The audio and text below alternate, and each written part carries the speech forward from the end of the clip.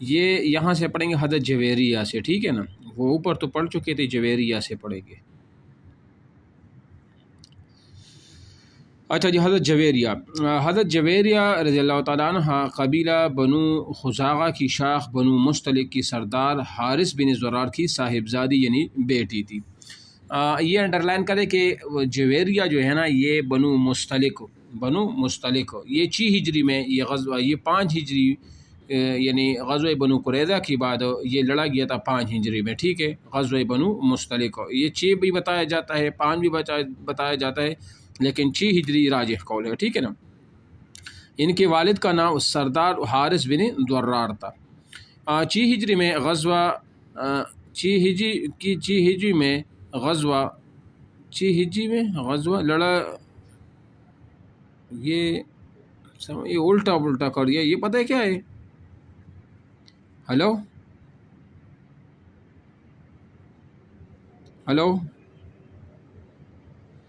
یہ جو یہ جو جہاں لکھا ہے نا یہ نجاشی، یہ جویریہ جو اوپر لکھا ہے نا اس طرح، یہ غلط ہے۔ وہ تو ٹھیک ہے بنو مستلق حارث بن زرار کی صاحبزادی تھی، لیکن جو 6 ہجری میں غزوہ یہ آگے جو ہے نا نجاشی کو یہ پیغام بھیجا، یہ ام حبیبہ کے بارے میں، یہ ان سے ادھر سے مسٹیک ہو گئی ہے، ٹھیک ہے نا، سمجھ آ رہی میری بات؟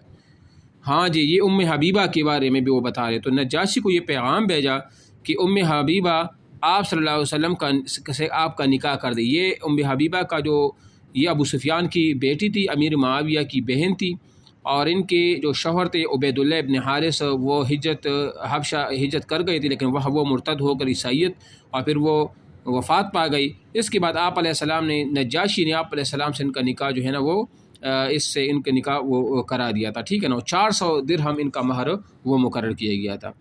تو نجاشی نے ام حبیبہ رضی اللہ تعالیٰ عنہ کی رضامندی سے رسول اللہ صلی اللہ علیہ وسلم کے ساتھ ان کا نکاح کر دیا۔ تو یہ ذہن میں رکھ لے کہ وہ کون سی امہات المؤمنین تھی جن کا نکاح نجاشی نے آپ علیہ السلام سے ان کے ساتھ وہ کیا تھا، تو وہ ام حبیبہ تھی، ٹھیک ہے نا، اور انہیں رسول اللہ صلی اللہ علیہ وسلم کی خدمت بھجوا دیا۔ کہا جاتا ہے کہ واپسی پر حضرت صفیہ رضی اللہ تعالیٰ عنہ سے رسول اللہ صلی اللہ علیہ وسلم جی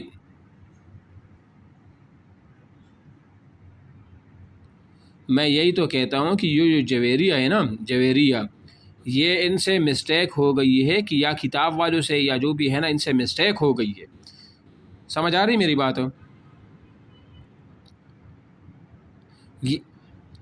یعنی جویریہ کی بات یہاں تک ہے، دیکھو میری بات سنو، یہ جو پہلا پورا لکیر ہے نا یہ جویریہ کی بات ہے، سمجھ آ رہی ہے؟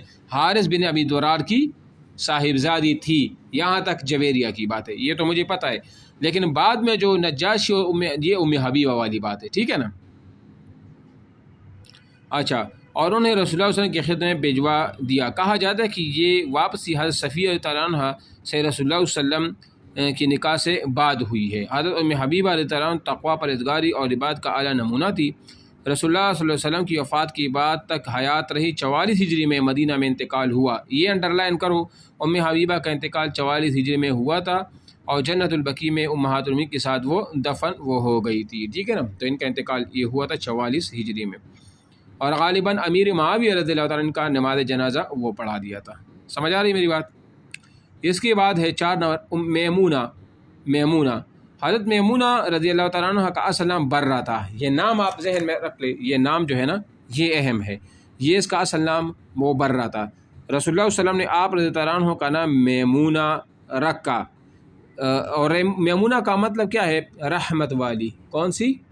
رحمت والی، ٹھیک ہے نا، یہ اس آپ علیہ السلام نے یہ نام وہ رکھا تھا۔ اچھا، اس کی ایک وہ امپورٹنٹ بات اس میں یہ ہے کہ ان کا نکاح بھی 7 ہجری میں غالباً مقام صرف پر ہوا تھا، اور ان کی وفات بھی مقام صرف میں ہوئی ہے۔ مقام صرف ایک جگہ کا نام ہے نا، ان کی نکاح بھی وہاں پر ہوئی تھی آپ علیہ السلام کے ساتھ، اور یہ جو میمونہ ہے نا یہ خالد ابن ولید کی خالہ ہے، خالد ابن ولید کی خالہ ہے، اور یہ میمونہ جو ہے عباس رضی اللہ تعالیٰ کی جو بیوی تھی نا ام فضل، جس کا اصل نام لبابہ بنت حارث، یہ ان کی سگی بہن ہے۔ کس کی بہن ہے؟